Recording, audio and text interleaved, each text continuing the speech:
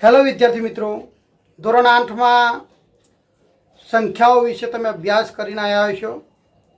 ધોરણ 8 में जे अभ्यास कर्यो छे एनाथी थोड़ुं विशेष ધોરણ 9 में आपणे प्रकरण 1 में प्रकरण 1 संख्या पद्धति में विविध संख्या विषे चर्चा करवानी छे। संख्या पद्धति एमां आपणे प्रकरण 1 ની વાત ચાલી રહી છે। संख्या पद्धति ધોરણ 8 में આપણે જે સંખ્યાઓ શીખીને આવ્યા છે એમાં પહેલી સંખ્યા છે n એટલે કે પ્રાકૃતિક સંખ્યાઓ। પ્રાકૃતિક સંખ્યાના ઉદાહરણમાં આપણે જાણીએ છીએ એ પ્રમાણે 1 2 3 એમ અનંત સુધી સંખ્યાઓ વિચારી છે। બીજી સંખ્યા છે આપણી માટે पूर्ण संख्या W, यानी संज्ञा है W। पूर्ण संख्याओं एमां जे प्राकृतिक संख्याओं है एमां एक वधारानी संख्या शून्य संख्या उमेरीए छे। 0 1 2 3 एम अनंत सुधी विचारवानी छे। एना पछी छे Z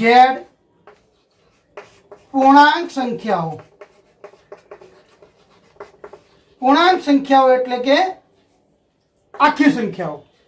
अत्यार सुधी आपणे प्राकृतिक में 1 2 3 लीधी, पूर्ण संख्या में 0 1 2 3 लीधी, ऋण संख्या विचार कर्यो नतो। आ पूर्णांक संख्याओं में आपणे ऋण संख्याओं पण लेवानी छे अनंत सुधी -3 -2 -1 0 1 2 3 एम अनंत सुधी तमे विचारी शको छो। धोरण 8 में आपणे संख्या रेखा पर संख्याનું નિરૂપણ જોયું હતું। એમાં જે જીરો સંખ્યા છે જીરોની જમણી બાજુ ધન સંખ્યા છે, જીરોની ડાબી બાજુ ઋણ સંખ્યા આવેલી છે। એના વિશે આપણે અભ્યાસ કરી ચૂક્યા છીએ। એના પછી છે ક્યુ સમમેય સંખ્યાઓ।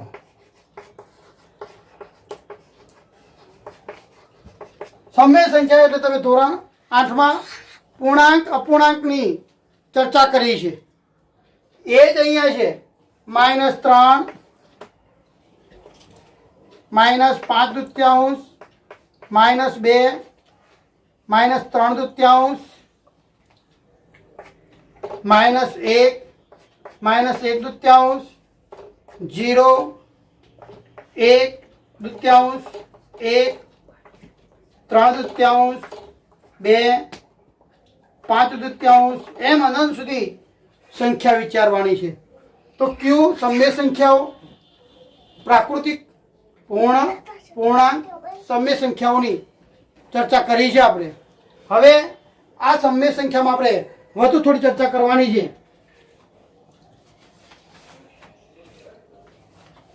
ए चर्चा आपणे अहींया जोवानी है। तो जुओ कई संख्या कया में समावेश थाय छे। एन नो समावेश डबल्यू में थई जाय छे। एटले आपणे परीक्षा में खरा खोटा पूछाय छे कि दरेक प्राकृतिक संख्या पूर्ण संख्या छे। तो आपणो जवाब हाँ हशे। એટલે કે प्राकृतिक संख्या पूर्ण संख्या में समाई जाय छे। पूर्ण संख्या पूर्णांक में समाई जाए छे। एटले दरेक पूर्ण संख्या ए पूर्णांक संख्या कहेवाय। दरेक प्राकृतिक संख्या पूर्ण संख्या कहेवाय, परंतु एनु विरुद्ध आपणे विचारीए तो ए कही शकता नथी। एना पछी दरेक पूर्णांक संख्या ए सममेय संख्या कहेवाय। तो एनी नोंध आपणे कर लईए। तो जोईए मैं कीधुं ए प्रमाणे ध्यान में राखवा जेवी बाबतो जे खरा खोटा खाली जग्या में पूछाई है। तो दरेक प्राकृतिक संख्या पूर्ण संख्या छे कहेवाय। पछी दरेक पूर्ण संख्या એ પૂર્ણાંક સંખ્યા છે. દરેક પૂર્ણાંક સંખ્યા એ સમમેય સંખ્યા છે. આનો વિરોધ ઉલટું વિચારીએ તો ખોટું પડે છે. તો આપણે પરીક્ષા પૂછે કે દરેક પ્રાકૃતિક સંખ્યા પૂર્ણ સંખ્યા છે, ખરું કે ખોટું? તો આપણે કહીએ તરત જ સાચું. પણ આમ પૂછ્યું હોય તો દરેક પૂર્ણ સંખ્યા એ પ્રાકૃતિક સંખ્યા છે. તો આપણે અહીંયા જોઈએ સંબંધ કે ભાઈ n જે ડબલ્યુમાં સમાય છે, તો n એ પૂર્ણ સંખ્યા કહેવાય. ડબલ્યુ અને n એ ઝેડમાં સમાય છે, એટલે દરેક પ્રાકૃતિક સંખ્યા એ પૂર્ણાંક સંખ્યા કહેવાય. દરેક પ્રાકૃતિક સંખ્યા એ પૂર્ણાંક સમમેય સંખ્યા પણ કહેવાય.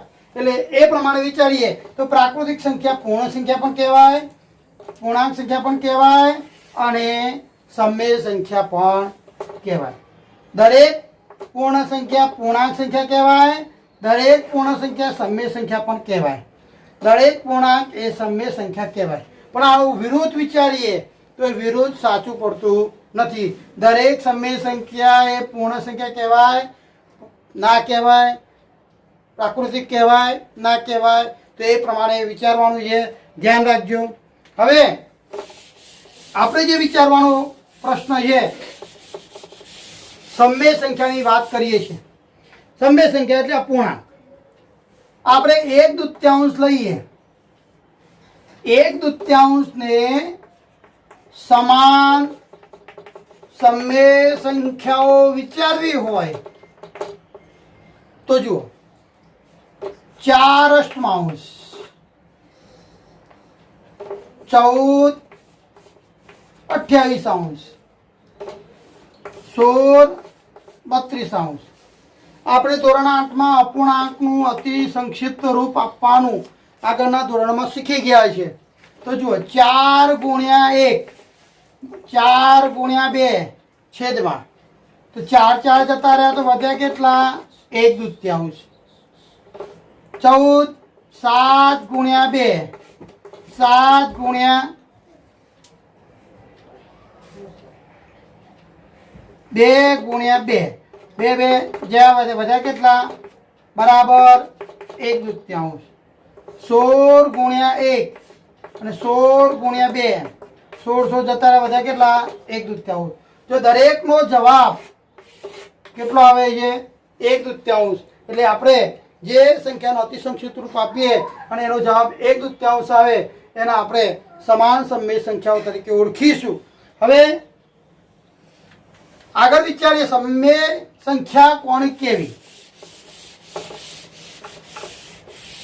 સમમેય સંખ્યાને આપણે P/Q સ્વરૂપમાં દર્શાવી શકીએ, જ્યાં P પૂર્ણાંક છે અને Q એ શૂન્યતર પૂર્ણાંક છે. શૂન્યતર પૂર્ણાંક એટલે શૂન્ય સિવાયની કોઈ પણ સંખ્યા વિચારવાની, Q શૂન્ય હોય નહીં. દાખલા તરીકે આપણે Q શૂન્ય વિચારીએ તો P/0, તો ભાગાકારનું અસ્તિત્વ જરવાતું નથી. આપણે એને અવ્યાખ્યાયિત કહીશું. એટલે એ ધ્યાન રાખવા જેવી બાબત છે. હવે સ્વાધ્યાયમાં વિચારીએ, સ્વાધ્યાય 1.1,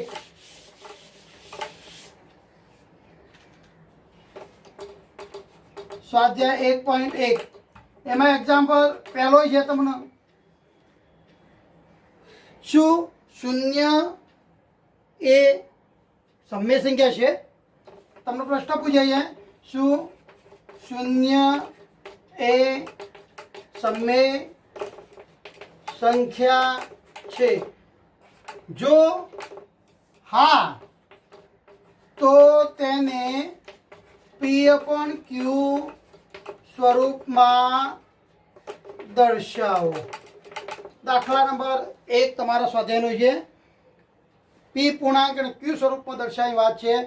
તો આપણે કહીએ શૂન્ય એ સમમેય સંખ્યા છે. શૂન્ય એ સમમેય સંખ્યા છે. કેમ કીધી? આપણે અગાઉ સંબંધ જોઈ ગયા કે પૂર્ણ સંખ્યા એ સમય સંખ્યા છે. પૂર્ણ સંખ્યામાં 0 આવી જાય એટલે 0 ના નીચે 1 કરેલો છે, પણ આપણે 1 દર્શાવતા નથી, ખાલી શૂન્ય જ લખીએ છીએ. હવે એનું પી અપોન ક્યુ સ્વરૂપ વિચારીએ. પી અપોન ક્યુ સ્વરૂપ તમે લખી શકો. 0/1 લખી શકો, 0/2 લખી શકો, 0/3 લખી શકો, 0/5 લખી શકો. એમ કોઈ પણ સંખ્યા છેદમાં તમે લખી શકો. જુઓ, p બરાબર 0 થાય, q is not equal to 0. q બરાબર કઈ સંખ્યા વિચારે આપણે? 1 વિચારી શકીએ, 2 વિચારી શકીએ, 3 વિચારી શકીએ, 4 વિચારી શકીએ, 5 વિચારી, એમ અનંત સુધી સંખ્યાઓ વિચારી શકો તમે, અને એનું કોઈ પણ એક સ્વરૂપ તમે લઈ શકો છો. પછી જે તમને આ દાખલો 2 ગુણો પરીક્ષામાં પૂછાય છે. એક્ઝામ્પલ 2, 3 અને 4 વચ્ચેની 6 સમય સંખ્યા શોધો. 3 અને 4 વચ્ચેની 6 સમય સંખ્યાઓ શોધવાની આપણે કીધી. તો એમાં 2 રીત છે. 2 રીત હું અહીંયા ગણાવું છું. તમને જે રીત યોગ્ય લાગે એ રીતે તમે ગણી શકો છો. રીત 1. રીત 1 માં જે સંખ્યાઓ આપી છે એ સંખ્યાનો સરવાળો લો ભાગ્યા 2 લો. જે જવાબ આવે એ 2 વચ્ચેની કોઈ એક સમય સંખ્યા હશે. જો 3 + 4 / 2 એટલે કેટલી આવી? 7/2. 7/2 છે 3 અને 4 વચ્ચેની કોઈ સંખ્યા છે. પછી છે 3 + 7/2 ભાગ્યા 2. 7/2 સાથે 3 નો સરવાળો. તો જુઓ, 3 દુ 6 + 7 ભાગ્યા 2 ગુણ્યા 2 બરાબર 6 ને 7 13/4. 13/4 નો ભાગાકાર લો, એ પણ 3 અને 4 વચ્ચે કોઈ સંખ્યાઓ તમને મળશે. બીજી સંખ્યા છે આપણી પાસે, ત્રીજી મળી 7/2 વત્તા બીજી સંખ્યા કઈ ઉમેરવાની? 4 ભાગ્યા 2 બરાબર 7 + 4 દુ 8 2 ગુણ્યા 2 બરાબર 7 ના 15/4. જુઓ, બંનેનો વારો પૂરો થઈ ગયો. હવે 13/4 માં ચોથી સમય સંખ્યા 13/4 એમાં કેટલા ઉમેરીએ? 3 ઉમેરીએ ભાગ્યા 2 બરાબર 13 4 તારી 12/4 ગુણ્યા 2 બરાબર 13 ને 12 25/8. બીજી સમય સંખ્યા પાંચમી શોધવી છે. તો બીજી કેટલી ઉમેરવાની? 13/4 માં 4 ઉમેરીએ તો 13/4 વત્તા 4 ભાગ્યા 2 તો ખરા જ બરાબર. જુઓ, 13 4 ચોખ્ખું ચોખ્ખું 16/4 ગુણ્યા 2 13 ને 16 29/8. હવે છઠ્ઠી સમય સંખ્યા શોધવી છે આપણે. તો જુઓ, છઠ્ઠી સમય સંખ્યા 13 માં 2 ઉમેરે કે વધી ગઈ બીજી 15/4. 15/4 વત્તા 3 ભાગ્યા 2 બરાબર 15 વત્તા 3 ચોક 12/4 ગુણ્યા 2 બરાબર 15 ને 12 27/8. તો આ રીતે તમે જેટલી સંખ્યા શોધવી હોય એટલી ક્રમશઃ ઉમેરતા જાઓ 3 અને 4 તો તમને સંખ્યાઓ મળશે. આ રીતે પણ તમે સંખ્યાઓ શોધી શકો. ધ્યાન શું રાખવાનું? જે 2 સંખ્યા આપી છે 2 સંખ્યાનો સરવાળો ભાગ્યા 2, પછી જે જવાબ આવે એમાં વારા પરથી સંખ્યા ઉમેરતા જઈએ એટલે આપણને નવી સમય સંખ્યા મળી શકે છે. હવે રીત 2. રીત 2 માં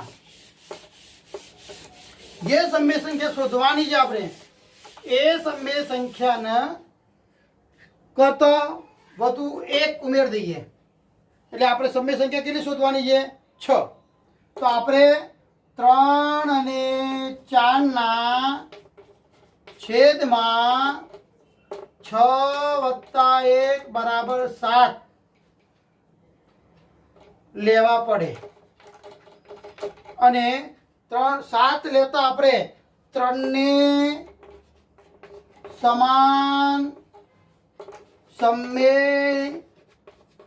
સંખ્યા વિચારીએ તો જુઓ 3/1 હતો, આપણે છેદમાં કેટલા લેવા છે 7, નીચે 7 લીધા તો ઉપર પણ 7 વડે મલ્ટીપ્લાય કરવા, તો 7 તારી 21/7, પછી 4 ને સમાન સમય સંખ્યા વિચારીએ તો જો 4 ના છેદમાં 1 હતો, આપણે કેટલા લાવવાના છે 7, તો ગુણ્યા 7, તો 7 ચોક 28/7. હવે 3 અને 4 વચ્ચેની 6 સમય સંખ્યા વિચારીએ તો જો 21 3 ને સમાન સમય સંખ્યા છે અને 28/7 એ 4 ને સમાન સંખ્યા છે, એના વચ્ચેની સંખ્યા વિચારીએ તો કઈ 22/7, 23/7, 24/7, 25/7, 26/7, 27/7. તો આ જે સંખ્યાઓ મળી એ 3 અને 4 વચ્ચેની 6 સમય સંખ્યાઓ થઈ. તો આ રીત નંબર 2. તમને પરીક્ષામાં પૂછાય તો 2 રીતમાંથી જે રીત ફાવતી હોય એ રીતે તમે દાખલો ગણી શકો છો. હવે ખરા ખોટા જે આગળ આપણે ચર્ચા કરી છે એની જ રીત ખરા ખોટા પૂછાય છે. એ તમને 3 ખરા ખોટા પૂછાય છે કે દરેક પ્રાકૃતિક સંખ્યા પૂર્ણ સંખ્યા છે, દરેક પ્રાકૃતિક સંખ્યા પૂર્ણ સંખ્યા છે. આપણે સંબંધ યાદ કરતો, પ્રાકૃતિક સંખ્યા શેમાં સમય જાય ડબલ્યુ પૂર્ણમાં, તો હા વિધાન સાચું છે. બીજો પ્રશ્ન છે દરેક પૂર્ણાંક એ પૂર્ણ સંખ્યા છે, દરેક પૂર્ણાંક એ પૂર્ણ સંખ્યા છે. ડબલ્યુ શેમાં સમાય પૂર્ણાંક ઝેડમાં, પણ ઝેડ એ ડબલ્યુમાં સમાતો નથી, એટલે વિધાન કેવું કહેવાય ખોટું છે. ત્રીજો પ્રશ્ન છે એમાં દરેક સમય સંખ્યા પૂર્ણ સંખ્યા છે, દરેક સમય સંખ્યા પૂર્ણ સંખ્યા છે, સબસેટ ઓફ ક્યુ. તો જુઓ દરેક સમય સંખ્યા પૂર્ણ સંખ્યા કહેવાય. હા, આમ વિચારીએ કે પૂર્ણ સંખ્યા એ સમય સંખ્યા છે, પણ સમય સંખ્યા એ પૂર્ણ સંખ્યા થતી નથી, માટે આપણું વિધાન કેવું કહેવાય વિધાન ખોટું છે. તો આ રીતે તમારું સ્વાધ્યાય 1.1 પૂર્ણ કરું છું. હવે આપણે અસમ્ય સંખ્યાનો વિચાર કરીએ. સમય સંખ્યા અને અસમ્યમાં ફેર શું એ વિચારીએ આપણે. તો અસમ્યની વાત કરું છું. અસમ્ય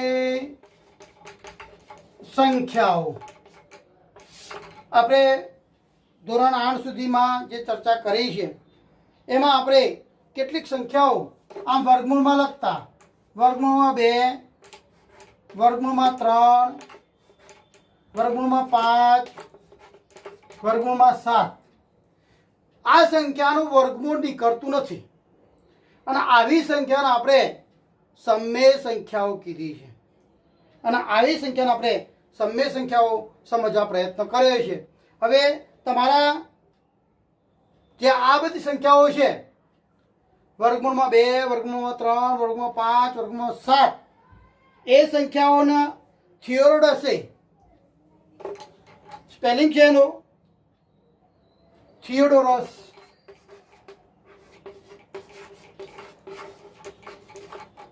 થિયોડોરસ એ વર્ગમૂળમાં 2, વર્ગમૂળમાં 3, વર્ગમૂળમાં 5, વર્ગમૂળમાં 7 વર્ગમૂળમાં 6 વર્ગમૂળમાં 2 વર્ગમૂળમાં 3 વર્ગમૂળમાં 5 વર્ગમૂળમાં 6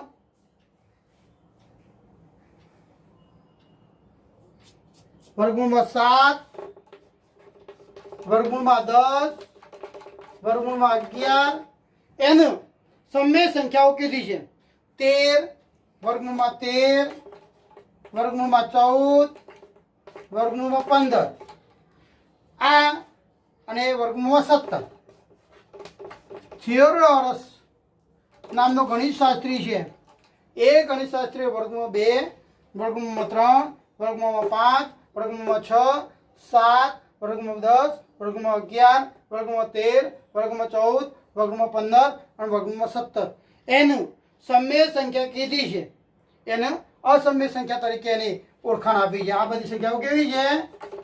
અસમય સંખ્યાઓ છે, કારણ કે એનું વર્ગમૂળ નીકળતું નથી અને વર્ગમૂળ નીકળતું ના હોય એવી સંખ્યાને આપણે અસમય સંખ્યા કીધી છે. લેમ્બાર્ટ અને લેજન્ડે એક બીજો ગણિતશાસ્ત્રી છે, એને પાઈને લેમ્બાર્ટ છે LAMBERT લેમ્બર્ટ અને બીજો છે લેજેન્ડરે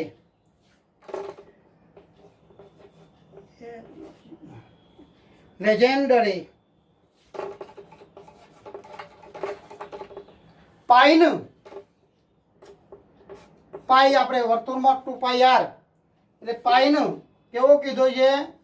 અસમય કીધું છે, અસમય કીધું છે. તો આ ધ્યાનમાં રાખજો કે થિયોડોરસે વર્ગમાં 2 વર્ગમાં 3 વર્ગમાં 5 વર્ગમાં 6 વર્ગમાં 7 વર્ગમાં 10 વર્ગમાં 11 વર્ગમાં 13 14 15 17 એ અસમય સંખ્યા કીધી છે, જ્યારે લંબાટ અને લેજેન્ડરે પાઈને અસમય સંખ્યા કીધી છે.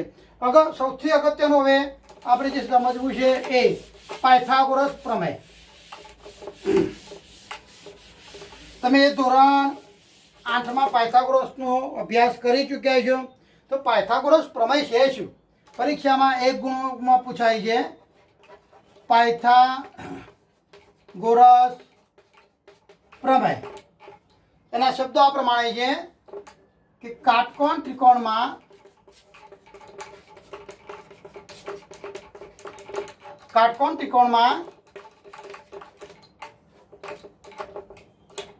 કર્ણની લંબાઈ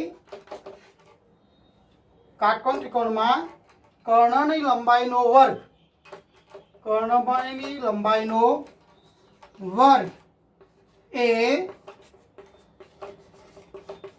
કાટખૂણો સમાવતી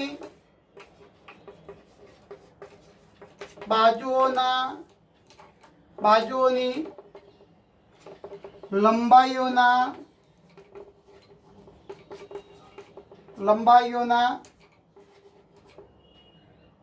વર્ગોના સરવાળા જેટલો હોય છે. તો પાયથાગોરસ પ્રમેય પરીક્ષામાં 1 ગુણમાં પૂછાય. એના શબ્દો ધ્યાનમાં રાખજો. કાટકોણ ત્રિકોણમાં કર્ણની લંબાઈનો વર્ગ એ કાટખૂણો સમાવતી બાજુઓની લંબાઈઓના વર્ગોના સરવાળા જેટલો હોય છે. એટલે કે કાટકોણ ત્રિકોણ આપણને યાદ દોરતા આવડવો જોઈએ. આ ત્રિકોણ ABC છે. કયો ત્રિકોણ? કાટકોણ ત્રિકોણ AB. કાટકોણ ત્રિકોણ ABC છે. કાટકોણ ત્રિકોણ કેમ? એનો એક ખૂણો 90નો. જે ત્રિકોણમાં એક ખૂણાનું માપ 90 હોય એવા ત્રિકોણના આપણે કાટકોણ ત્રિકોણ કીધો છે. કાટકોણ ત્રિકોણમાં કાટખૂણાની સામેની બાજુને શું કહીશું આપણે? કર્ણ કહીશું. તો કાટકોણની સામેની બાજુને આપણે શું કહીશું? કર્ણ કહીશું.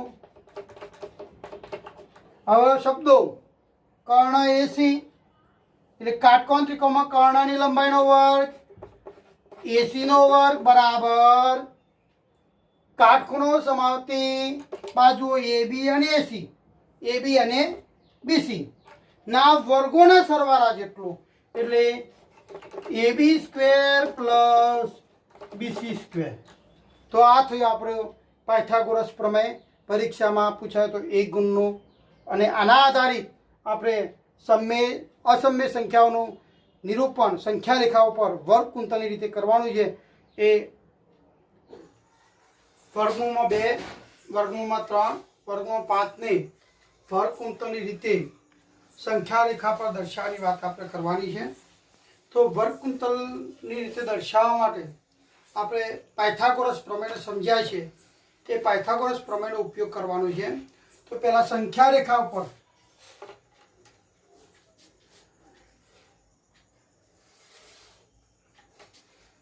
આ આપણા માટે એક સંખ્યા રેખા છે.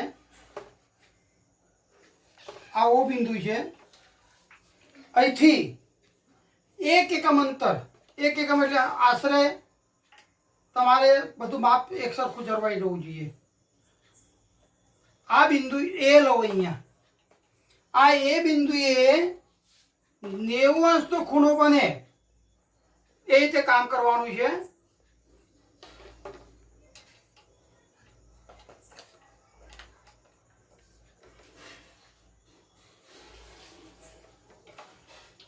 તો આ બી બિંદુ, આ ઓએ એ બી એનું માપ કેટલું છે? સરખું 1 એકમ છે. આ પણ 1 એકમ છે. પાયથાગોરસ પ્રમેયનો ઉપયોગ કરીએ તો જુઓ, આપણે એ ઓબી સ્ક્વેર શોધવું છે. O B square is equal to O A square વત્તા એબી સ્ક્વેર. ઓએ બરાબર 1 નો વર્ગ, ઓબી બરાબર પણ 1 નો વર્ગ, 1 વત્તા 1 એટલે ઓબી બરાબર ઓબી સ્ક્વેર બરાબર 2 આયા. માટે ઓબી બરાબર વર્ગમૂળમાં 2 થાય. એટલે આપણે ઓબી નું જોડ દઈએ.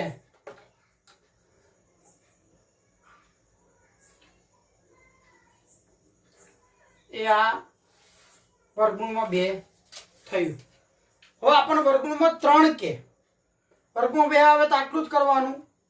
વર્ગમૂળમાં 3 કે તો ફરી પાછું બી બિંદુએ 90 અંશનો ખૂણો કરવાનો છે. બી બિંદુએ 90 અંશનો ખૂણો. અહીંયા આપણે સી બિંદુ લીધું. ધ્યાન રાખવાનું, આ જેટલું માપ લીધું છે એટલું જ આ માપ, એટલું જ આ માપ, 1 એકમ. હવે આપણે ઓસી સ્ક્વેર શોધવું છે.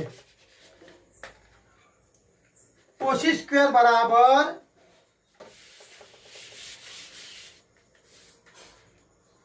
ઓબી સ્ક્વેર વત્તા બીસી સ્ક્વેર. ઓબી સ્ક્વેર વર્ગમૂળમાં 2 લીધા છે આપણે. વર્ગમૂળમાં 2 નો વર્ગ વત્તા 1 નો વર્ગ, 2 વત્તા 1 વર્ગ વર્ગમૂળ જતું રહે એટલે 2 વધ્યા, 1 નો વર્ગ 1. માટે ઓસી સ્ક્વેર બરાબર 3. માટે ઓસી બરાબર કેટલા આયા? વર્ગમૂળમાં 3. ઓસી જોડ દઈએ.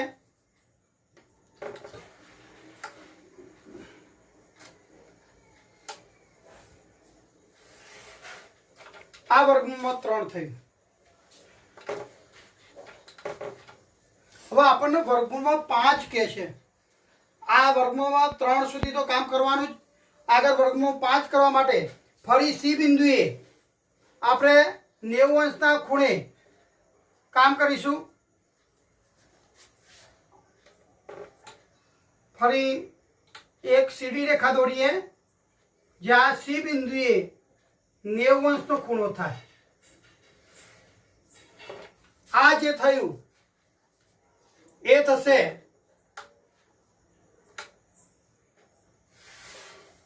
વર્ગમૂળમાં 4 તો અહીંયા વર્ગમૂળમાં 3 થાય 3 વત્તા 1 એટલે વર્ગમૂળમાં 4 બરાબર 2 બરાબર કેટલા આવ્યા 2 એકમ। હવે વર્ગમૂળમાં 5 કરવું છે તો ફરી આ ડી બિંદુ છે ત્યાં પાછો 90 અંશનો ખૂણો બને એવું એક કિરણ દોરવાનું છે।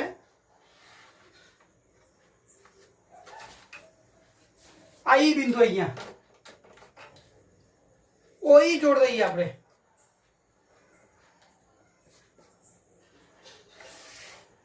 આ ઓઈ જોડ્યું એ આપણા માટે થશે વર્ગમૂળમાં 5। તો આ રીતે તમારે પરીક્ષામાં પૂછાય વર્ગમૂળ 5 તો વર્ગકુંતલની રીતે આ રીતે દોરવાનું। પછી તમારે અહીંયા પરિકર લઈ શાર્પ પોઈન્ટ મૂકવાનો પરિકરનો અને પેન્સિલ વાળો ભાગ અહીંયા મૂકી આમ દોરો જે આ વર્ગમૂળમાં 5। આ રીતે તમે કામ કરી શકો છો। તો આ થયું તમારા માટે વર્ગમૂળમાં 5નું કામ બરોબર। આ રીતે અહીંયા પરિકર મૂકી આમ એક રાઉન્ડ દોડીશું જે આવશે વર્ગમૂળમાં 5 થશે। આ રીતે તમારે પરીક્ષામાં વર્ગમૂળ 5નું દાખલો એક વર્ગકુંતલની રીતે દોરવાનું પૂછાય છે કે દોરવાનું થશે। સ્વાધ્યાય 1.2માં તમારે આ રીતે વર્ગકુંતલની રીતે વર્ગમૂળમાં 3 કે વર્ગમૂળમાં 5 એ તમારે દોરવાનું રહેશે।